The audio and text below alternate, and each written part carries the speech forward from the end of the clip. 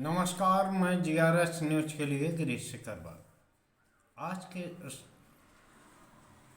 Blog में मैं बात करूंगा उस महाकुंभ में घटी उस दर्दनाक घटना की, जिसको लेकर न सिर्फ प्रशासन की गलती सामने आ रही है, बल्कि मीडिया का भी इसमें काफ़ी हद तक कुछ रोल रहा है।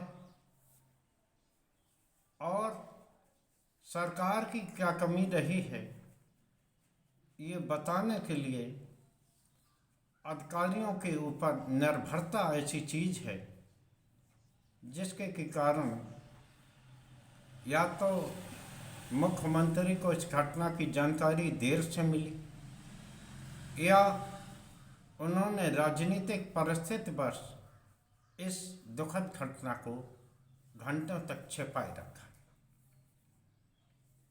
कल मौनी अमावस्या के अवसर पर 1 से 2 बजे के बीच काफ़ी दुखद घटना महाकुंभ में घटी। भगदड़ मचने से 25-30 लोगों की मौत का समाचार है। दैनिक भास्कर ने अपने समाचार में उसी समय 25 मौतों की बात कह दी थी, लेकिन जो मुख्य मीडिया है या शासन प्रशासनिक अधिकारियों ने इस बात से इनकार किया। प्रशासनिक अधिकारी तो इसे भगदड़ भी नहीं मान रहे थे। यानी किस प्रकार अधिकारियों ने शासन को, यहाँ तक कि मुख्यमंत्री तक को गुमराह किया, जिसके कारण मुख्यमंत्री को अब असहज स्थिति का सामना करना पड़ रहा है। वैसे इस भगदड़ के लिए कौन जिम्मेदार है, इस बात की जानकारी शायद नहीं हो पाएगी, क्योंकि शासन भी नहीं चाहता कि इसमें किसी की जिम्मेदारी निर्धारित की जाए। आखिर जब एक तरफ आपको जानकारी थी कि मौनी अमावस्या के अवसर पर 10 करोड़ से ज़्यादा श्रद्धालु स्नान करने उस दिन आ सकते हैं, तो आपने व्यवस्था में कोताही क्यों बरती?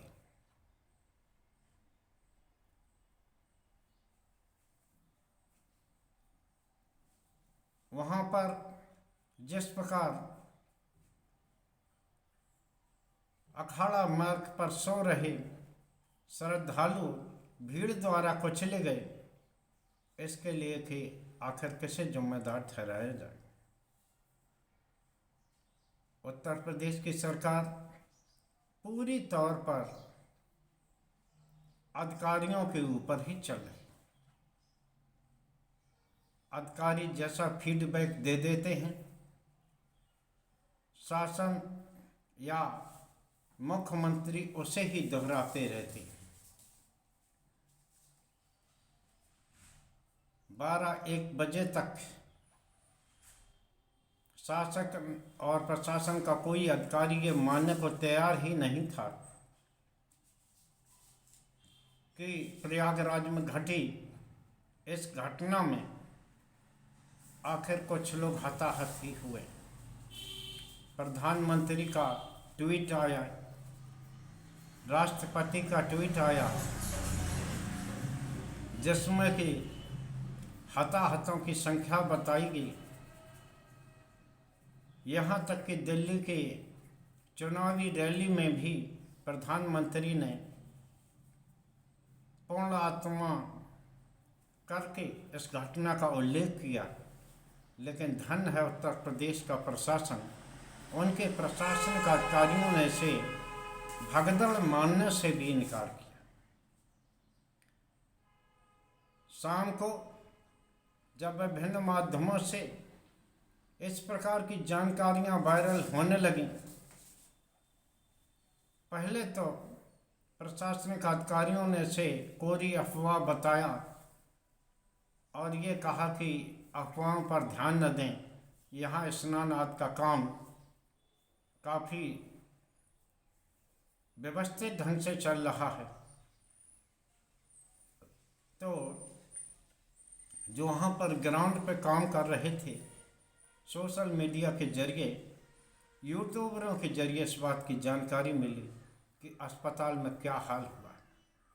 वो अस्पताल जब आपने सभी लोगों को बुलाया, भीड़ को आमंत्रण दिया, कुंभ आइए, यहाँ पर सभी व्यवस्थाएं की गई हैं, कुंभ के लिए लोग निकल पड़े, और वहाँ व्यवस्थाओं के नाम पर क्या हुआ है,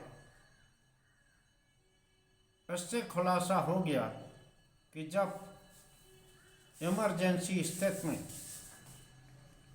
बीमार लोग लाए गए तो अस्पताल में बेड तक मुहैया कराने की स्थिति में प्रशासन नहीं था।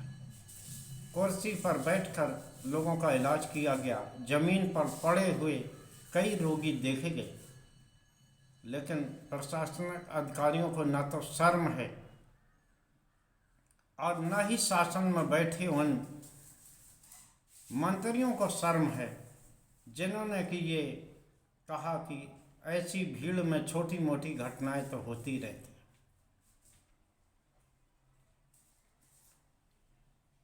बाकायदा इसका मेलाधिकारी होना चाहिए जो कि कुंभ भर कम से कम वहीं कैंप करता है। लेकिन जैसे कि अधिकारियों के ऊपर लोगों को छोड़ दिया गया, उनके फीडबैक के आधार पर ये मान लिया गया सब व्यवस्थाएं दुरुस्त हैं, लेकिन वहाँ किस प्रकार अंधेरा था, जबकि बताया जाता है कि वहाँ हजारों एलईडी बल्ब लगे हैं, प्रकाश का अच्छा इंतजाम है, लेकिन जहाँ भगदड़ हुई, क्या भीड़ ने ये नहीं देखा कि नीचे कुछ लोग सड़क पर सोए हुए हैं, और उस समय आखिर पुलिस बैरिकेडिंग पर जिनकी ड्यूटी थी वो आखिर कहाँ थी?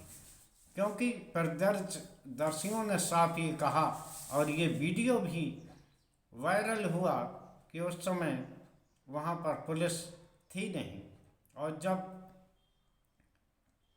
भीड़ के दबाव से लोग को चले गए उस समय भी वहाँ पर कोई भी देखने वाला नहीं था। चीत्कार चारों ओर मची थी, लेकिन वहाँ कोई देखने वाला नहीं था, कोई प्रशासनिक अधिकारी नहीं था। यहाँ तक कि जब पुलिस के नंबरों पर भी फ़ोन किया तब भी कोई सहायता उनको नहीं मिली।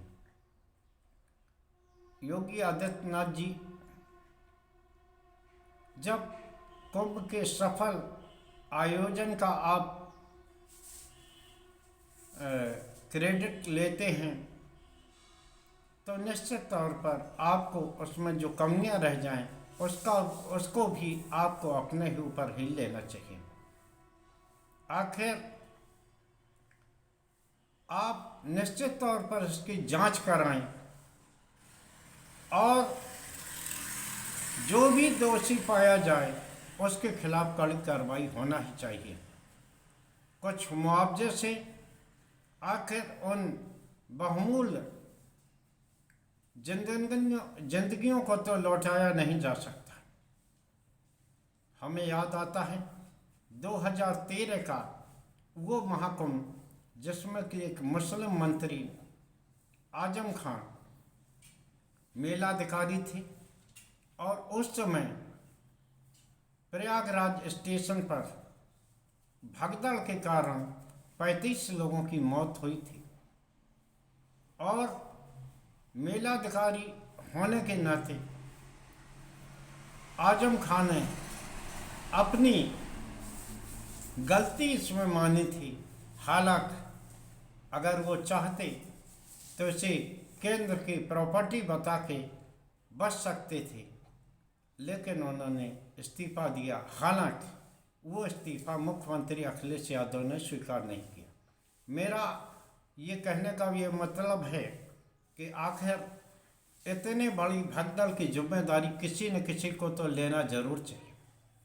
लेकिन जिस प्रकार वहाँ पुलिस के अधिकारी ये कहते देखे गए कि कोई भगदड़ नहीं हुई, तो आखिर ये जो 30 लोग मारे गए हैं, जैसा कि प्रशासन भी बता रहा है, तो आखिर इनकी मौत का जिम्मेदार है कौन?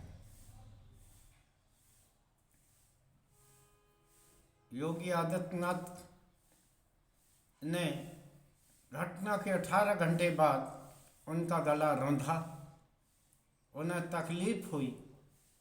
ऐसा महसूस होता है कि उन्हें अधिकारियों ने भी भुलावे में रखा, यानी कि उन्हें सही बात नहीं दी।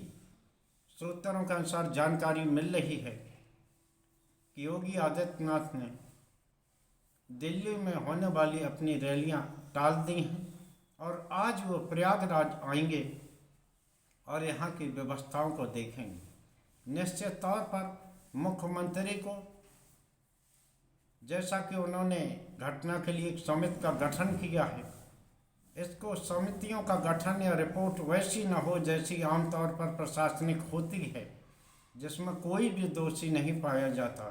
निश्चित तौर पर ये भगदड़ शासन और प्रशासन की विफलता है और किसी न किसी को इसकी जिम्मेदारी लेना चाहिए, उस पर कड़ी कार्रवाई होना चाहिए। वैसे भी मैं इसमें शासन की भी गलती मानूंगा, जिन्होंने कि इस मेले को पूरी तौर पर प्रशासन के अधिकारियों के हवाले किया और प्रशासन ने अपनी ड्यूटी नहीं मनाई और न ही उस ड्यूटी को निभाने में उन्होंने सफलता हासिल की। प्रशासन कह रहा है कि वहाँ भीड़ बहुत थी। आखिर इसके लिए किसे दोषी माना जाए?